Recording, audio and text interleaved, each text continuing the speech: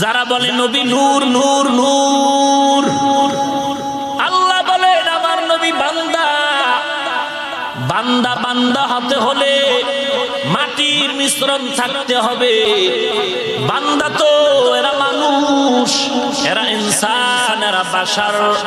আর ইনসান বাশার যাই বলো, তারা মাটির তৈরি মানুষ। রহমাতুল লিল আলামিন বলেন জমিনটাকে আল্লাহ প্রথম মাটির দ্বারা বানাইলেন। প্রথম পৃথিবীর মধ্যখানে যেই মাটিটা পানির থেকে জন্মিয়া হয়ে গেল, ওই মাটিটারে দুইটা ভাগ করলেন। একটা ভাগ ও জায়গায় ছিল, ওখানে আল্লাহ ঘর বানাইলেন, বাইতুল্লাহ। ইন্না আউওয়ালা বাইতিন উযিআ লিন-নাস লাল্লাযী বিবাক্কাতা মুবারাকান ওয়া হুদাল লিল-আলামিন।